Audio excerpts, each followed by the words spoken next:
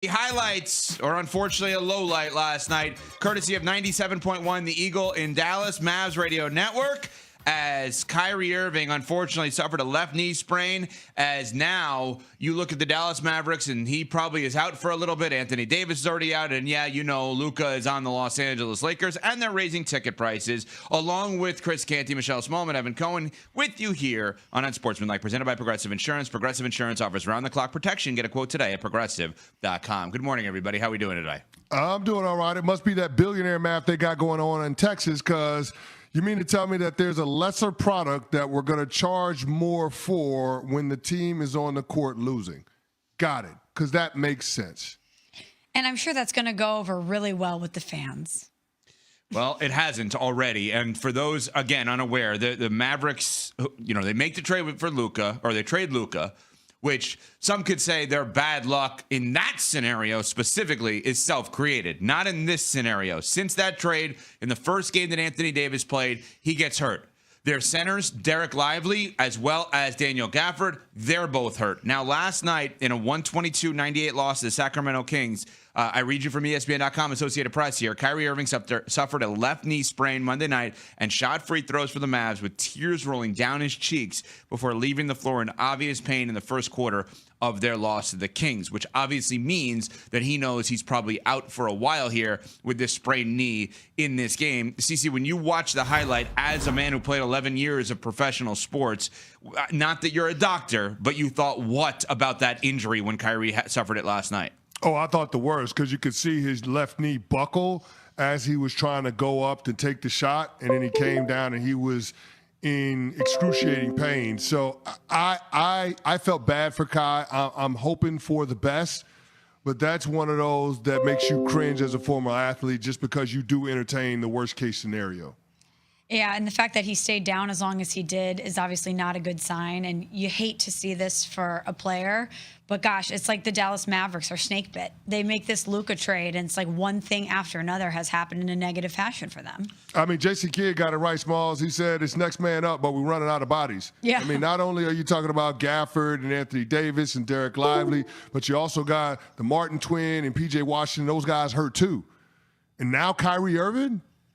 The team that's on the court, I don't know what you're going to call them, but it ain't the Mavericks, because that's not the squad that Jason Kidd signed up to coach. And so you're just looking at this, and the contrast to that is what LeBron and Luka got going on in L.A., where those two have become fast friends, and because of their basketball IQ have developed the requisite chemistry that it takes to be poised to go on a deep playoff run. So this trade is actually working out the opposite of what we thought. We thought that the Mavericks, not the Lakers, would be the ones that would be contenders over the next couple of years, and that this just gave the Lakers a star for the next decade, and that given the roster that LeBron and Luka had to work with, there was no way that they could put it together to be a team that can compete for a championship. But it's quite the opposite. The Lakers now look like they're going to go on a deep playoff run, and the Mavs are a team that's literally limping into the play-in tournament. Yeah, I mean, just on the Mavs, I never thought they were going to be contenders with this group. What I did think was that they had a chance to be in the playoffs because they were making a win now, caring about today move. Where I thought they could be contenders. That was me. You I did. said that. Yeah, I know. thought they could be contenders. But, yes. And I trust me, I get a lot of things wrong. I did not think the Mavs would be contenders this year, but now we have to adjust everything. I have a question on this. If I'm not mistaken, they keep their pick this year. Why not shut everybody down? They're already shut down anyway. Why not, instead of ramping it back up for Anthony Davis to come back, for Kyrie Irving to come back, to be like, hey, you know, if we get in the play-in, anything can happen. Well, you know what? Not really this year, when all of a sudden you're looking at teams. Oklahoma City's the 1 seed. The Lakers are awesome at the 2 seed. And you have the Nuggets and the Warriors that are in the top 6 who have both won titles. This is not an anything can happen kind of year, I don't think, in the Western Conference. They're right now 3 games up on the Suns in the loss, 4 games up on the Blazers. If Kyrie, unfortunately, is out for a significant period of time, which based on CeCe what you just said, I'm going to assume he is. Instead of pushing everybody to come back, what about pushing everybody to not come back? There's no chance. And you add a lottery pick, though. There's no chance that would happen, Ev. And I get it. It's a really deep draft, so it makes all the sense in the world, except the optics of it aren't something that the fan base is going to be able to digest. If not trading away Luka was bad enough, it was supposed to be so the team could get closer to winning a championship. And you're going in the opposite direction. You're going to trade away your star and decide to tank after you're bringing back a player like Anthony Davis in the trade rather than draft picks. That makes no sense. So they have to be pot committed to trying to push this team to as far as they can go. But based on the current standings right now, they ain't going very far. They're locked into the 10 seed. They would have to play the Minnesota Timberwolves for the first play-in game. You ain't beating Minnesota. You seen Minnesota lately? You're not beating that team. So, I mean, I don't expect the standings to stay like this. I think Minnesota's about to go on a bit of a run. But if you got to face teams like that in the play-in, the Clippers, the Timberwolves, you're not getting out. You're not getting into the playoffs. So this is really the worst-case scenario for the Dallas Mavericks. What can go wrong has gone wrong since the Luka Doncic trade. Absolutely. And on the surface, Evan, I understand what you're saying, because logically, if you don't think that you have a shot to actually compete for a title, why are we pretending? Why don't we just take steps forward in the direction that we need to in order to make ourselves better long term?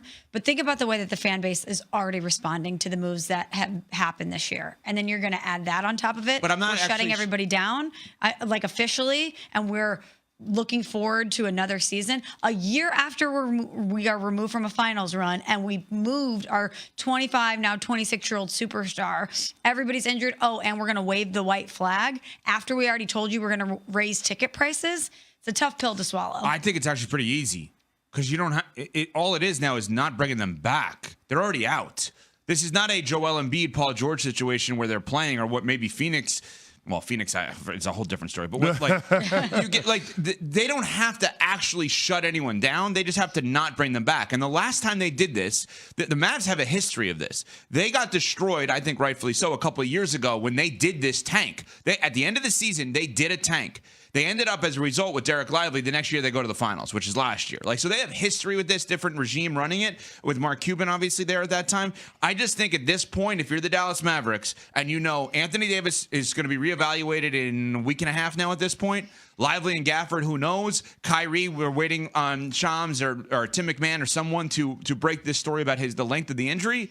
At this point, if it's 3 weeks from now, 2.5 weeks from now, I just think you don't bring them back. It's not about you don't even have to shut them down. Just don't bring them back through 62 games. You have 20 games left. Could you imagine this Mavs team if you liked them initially, which I know CC you did initially, yes, right? Did, yeah. And then add a top 7 or 8 pick in the draft, in this year's draft. Now you're going to like them even more, because what you're going to do is, understandably so, is you're going to reason with yourself of, I liked Kyrie and AD. I'm speaking as if I'm you in this case. I liked Kyrie and AD. Max Christie was a sneaky add-in, and now I got a lottery pick. So now I'm going to play around, and I got Lively. So now I'm going to think, well, I actually have a Kevin Durant package to offer, or I could just have depth with this team. Like, you're going to think about it differently. It's in their best interest to not bring any of these guys back. Yeah, but you're talking about Kyrie and AD being on the other side of 30, and how many